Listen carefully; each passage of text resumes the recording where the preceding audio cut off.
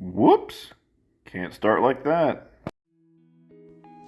Now, you all have heard of a wet palette.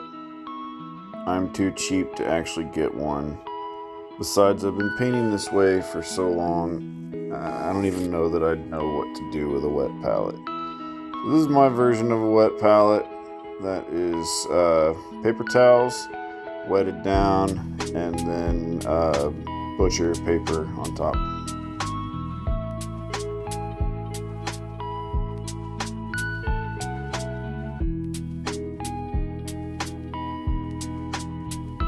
Caused a headache here. I painted the outside first, and I'm about to paint the gold underneath because I'm really dumb. Tried to use this paintbrush with too thick of a head on the end, gave up, got a newer brush, and got myself a sniper point on the end of it. Smooth it out. Hit in between those blue raised areas that I already painted. Then I'm going to brighten up everything else with that brighter gold color. That is literally called Bright Gold from Pro Acryl. I'm starting to use their paint more often, and I really like them. Good consistency, thins out very nicely on my cheap wet palette, and does the trick.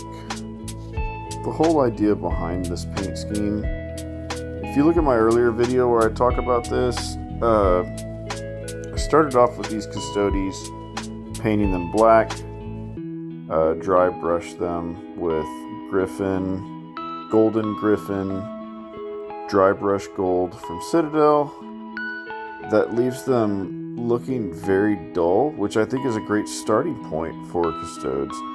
And then you can take that Pro Acryl bright gold and brighten up the parts of their armor that you want to stand out.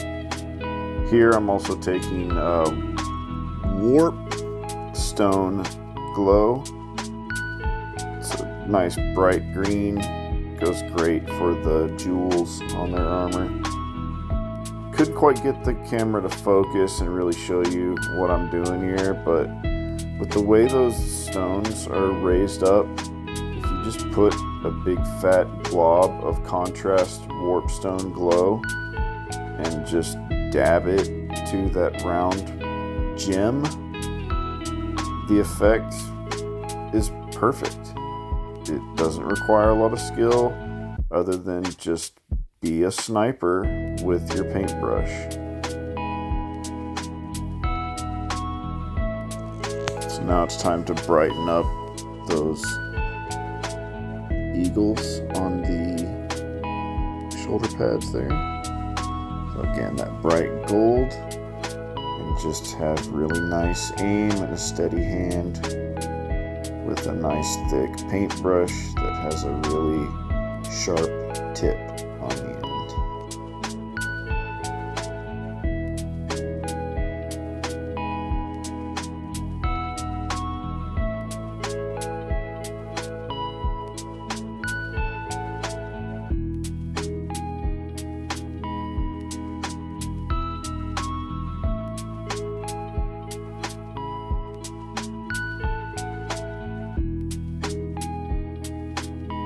Bring out some of the wings on the armor.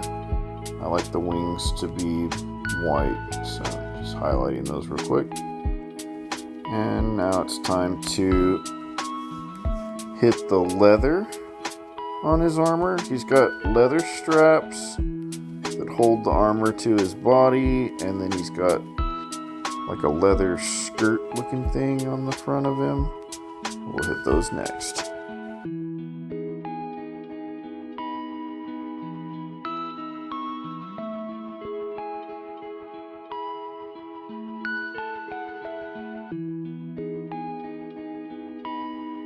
This last part is just some cleanup.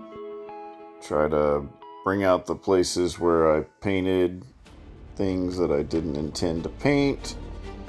So just a little bit of sharpening here and there. There you can see I got a little bit of green over the emplacement for his little green jewel on his lower abdomen, that kind of belly plate there with peace, wheat, grass, stalks across it. And then I go ahead and brighten those up some more with that bright gold. Now it's time to bring out the different little kind of symbols on his armor, and I decided to highlight these in red. You'll see how good the camera picks this up. This is how I fix the brush, by the way, when it's all splayed out like that. Just get the brush a little wet and then curl it, twist it on your finger. It'll bring you that sniper point back. Nice sharp brush is pretty critical. It's kind of... The nice thing about the Custodes is their armor has a lot of raised, highlighted areas. In this case, I'm doing that rope that's hanging from his waist. So I always, no matter what model it is, the Astartes have a lot of this rope hanging from their waist. It looks kind of like altar cinch claw or cinch rope. Ceremonial rope, a decorative rope that dangles around the waist. I like to make it red. I hit it with that Evil Sun's red first. It's an air paint. I like the Air brand paint from Citadel because it's already really thin, and I like to paint like you're not supposed to paint, meaning I like to dip it straight into the pot and just head straight onto the model with it. And the airbrush Citadel paint, in some colors, you can get away with it. I'll show you how to get away with it here in a sec, and that's by, here in a little bit I'm going to bring out some contrast red paint over it to kind of get in the nooks and crannies and bring them out, and then you'll see I go wild with the Nuln Oil. Not really, but I'll show you all of it.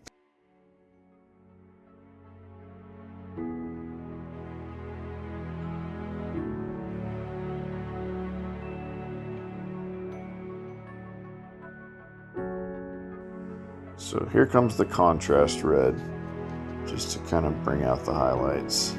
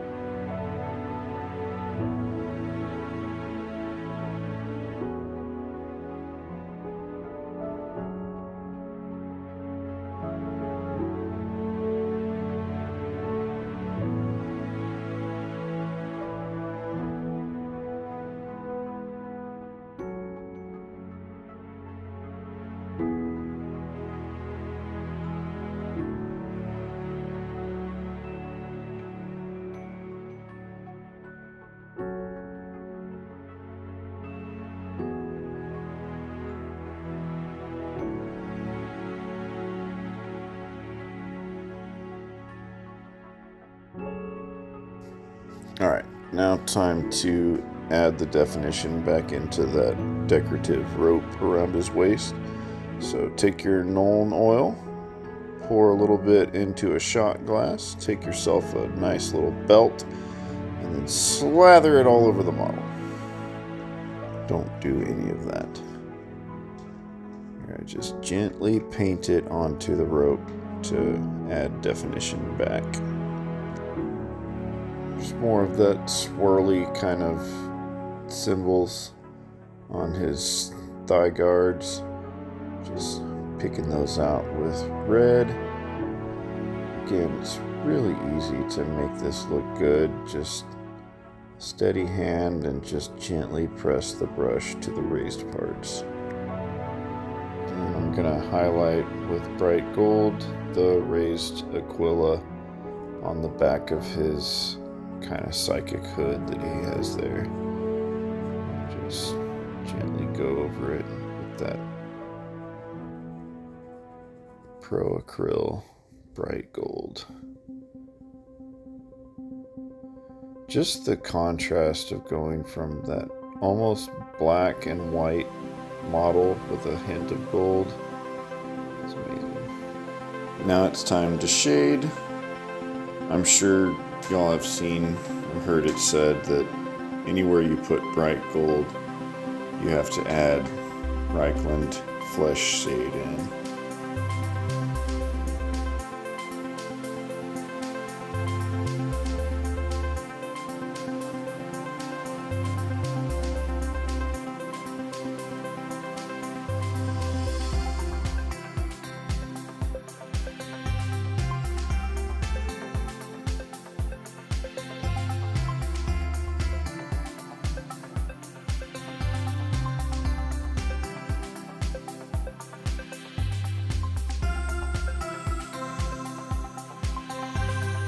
Antique gold from Green Stuffed World matches that Golden Griffin dry brush pretty well. So areas on the model that I want to be more dull, I hit with that Green Stuffed World antique gold, and it tends to match pretty well.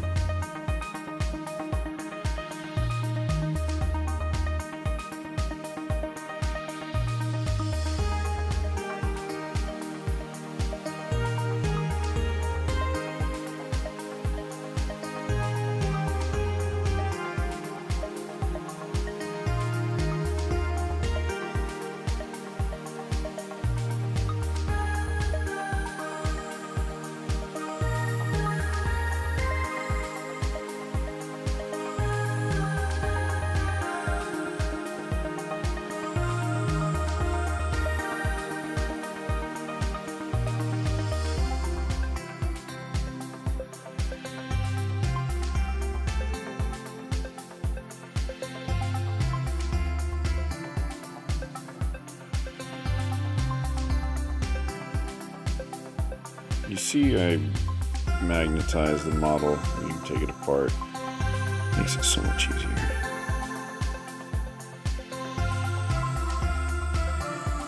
With my cat screaming in the background. There he is, all detailed out.